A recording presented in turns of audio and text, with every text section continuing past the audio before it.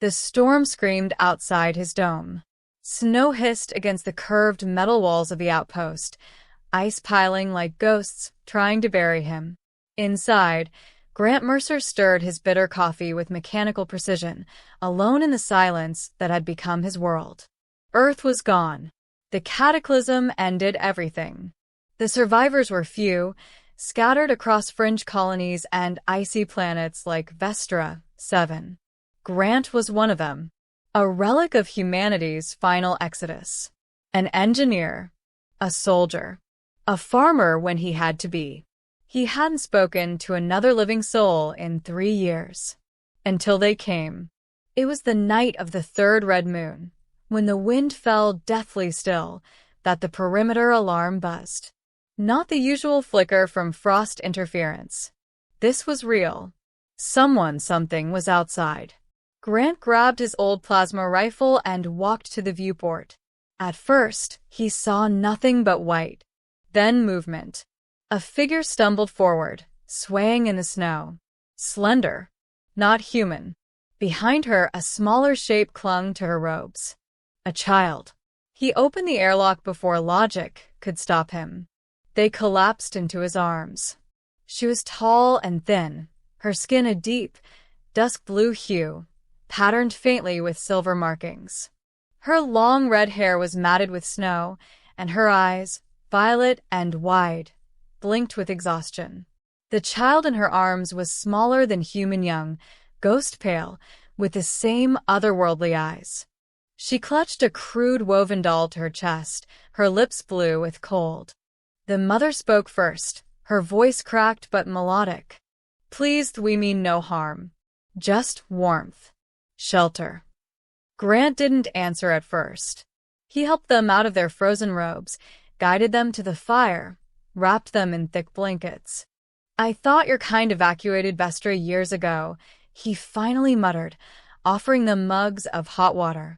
He studied them, cautious. "We hid," she whispered.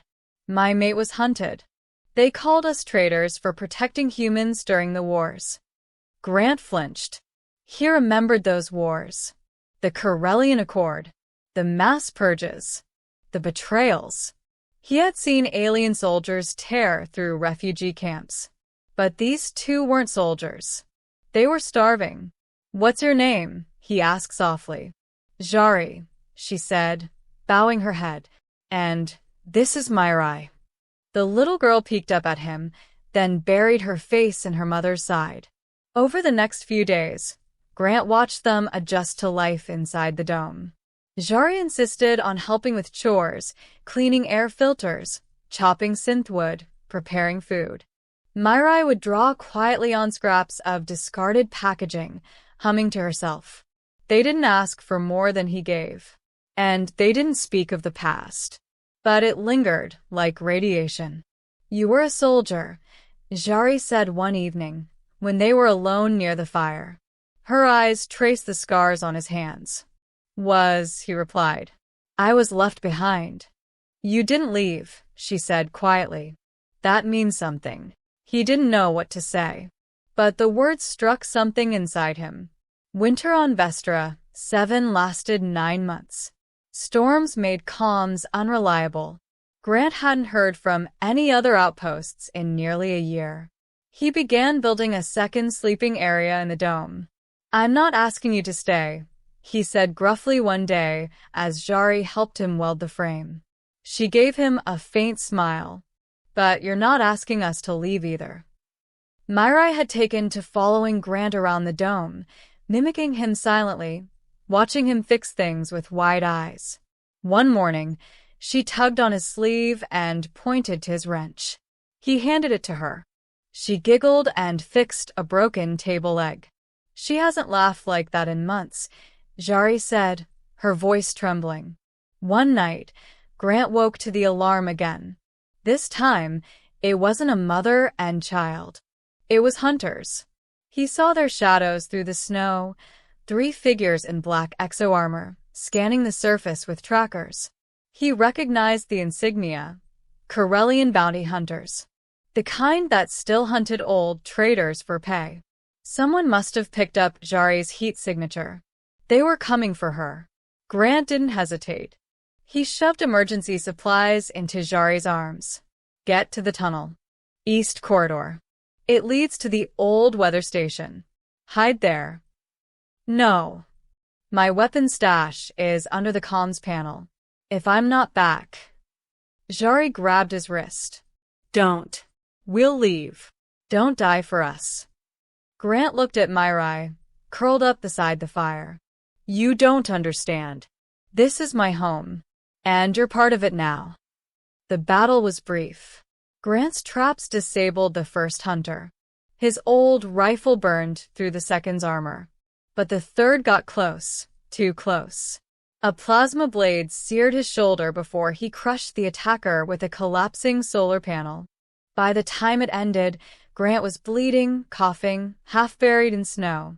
Jari found him near the edge of the dome. You idiot, she whispered, tears streaking down her cheeks. Why would you do this? Because I'm tired of being the last good thing, he murmured. And you're the first reason I've had to stay human. She held him, her hand glowing faintly as she pressed it to his wound. He didn't know what kind of energy her people wielded, but the warmth felt like hope. Spring came slowly. The snow began to melt in patches. Grant patched the dome's roof and added insulation. He built a second bed, smaller, next to the fire. One morning, Myrai handed him a picture. It was scribbled in charcoal, 3 figures standing together, holding hands in front of a round, glowing shelter. She pointed at it. Family, she said in a tiny voice. Grant stared at her, stunned. He knelt down and picked her up gently. Yeah, he said, voice thick. Family. Jari watched from the doorway, eyes shining. Somewhere in the distance, the stars still held war and ruin. But in this dome, hidden deep in the snow-swept wilds of Vestra, 7, a soldier, an alien mother, and her daughter had built something stronger than survival. They had found sanctuary. They had found each other. And for the first time in years, Grant wasn't the last human anymore.